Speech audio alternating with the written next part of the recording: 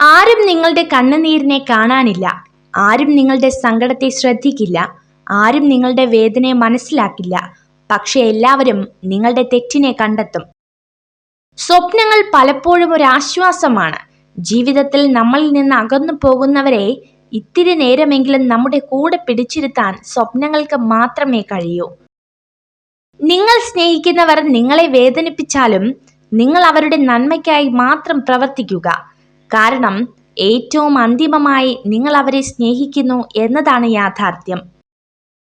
ഒരു വ്യക്തിയുടെ ഏറ്റവും വലിയ ഗുണം പണമോ വിദ്യാഭ്യാസമോ വായനാശീലമോ ലോകം ചുറ്റിയ പരിചയമോ അല്ല, മറ്റൊരാളുടെ മനസ്സിനെ വേദനിപ്പിക്കാത്ത വിധം സംസാരിക്കാനും പെരുമാറാനും കഴിയുന്നതാണ്.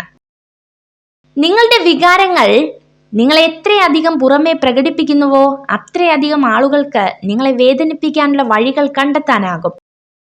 ജ്ഞാനം എന്നത് അറിവ് ശേഖരിക്കാനുള്ള കഴിവല്ല, മറിച്ച് അറിവ് എവിടെ നിന്ന് കണ്ടെത്താം എന്നുള്ള ബോധമാണ്.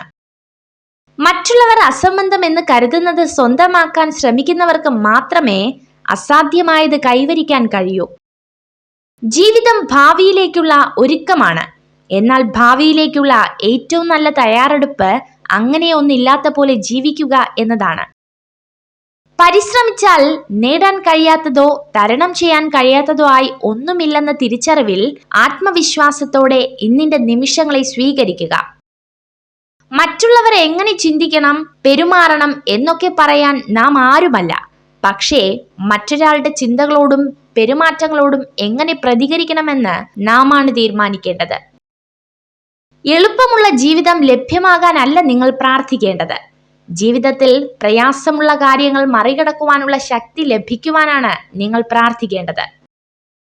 വേദനയെ വാക്കുകൾ കൊണ്ട് പറഞ്ഞു തിരുത്താൻ കഴിയില്ല. എന്നിരുന്നാലും ഒരാളുടെ വേദനയിൽ എത്രമാത്രം കൈത്താങ്ങാങ്ങുവാൻ നമുക്ക് കഴിയുന്നുവോ അതായിരിക്കും നമ്മൾ അവർക്ക് നൽകുന്ന ഏറ്റവും വലിയ സമ്മാനം. നമുക്ക് തെറ്റുകൾ തിരുത്താൻ എളുപ്പമാണ്, പക്ഷെ തെറ്റിദ്ധാരണകളെ തിരുത്തുക പ്രയാസമാണ്. എങ്കിലും തെറ്റിദ്ധാരണ ഉണ്ടാകുന്ന സാഹചര്യങ്ങളെ അകറ്റി നിർത്താനാവുന്നതാണ്. സ്വയം സ്നേഹിച്ചുകൊണ്ട് തുടങ്ങാം. നിങ്ങളുടെ ഉള്ളിലെ സ്നേഹം മറ്റൊരാൾക്ക് പകർന്നു നൽകണമെങ്കിൽ ഏറ്റവും ആദ്യം സ്വയം സ്നേഹിക്കാൻ പഠിക്കേണ്ടതുണ്ട്. ഒരു സ്ത്രീ നിങ്ങളോട് ഏറ്റവും സ്നേഹപൂർവവും ആത്മാർത്ഥവുമായി ഇടപഴകിയാൽ അവൾ നിങ്ങളെ ആഗ്രഹിക്കുന്നുണ്ട്. സ്നേഹത്താൽ നിറഞ്ഞൊരു ഹൃദയവും മറ്റുള്ളവരെ കേൾക്കാനുള്ള മനസ്സും അന്യരെ സഹായിക്കുവാൻ തയ്യാറായിട്ടുള്ള കരങ്ങളുമാണ് ഒരു വ്യക്തിയുടെ ഉപകാരപ്രദമായ ആസ്തികൾ. നിങ്ങൾ ഈ വീഡിയോ കണ്ടതിന് നന്ദി. ഇതുപോലുള്ള കൂടുതൽ വീഡിയോകൾക്കായി ചാനൽ സബ്സ്ക്രൈബ് ചെയ്യൂ.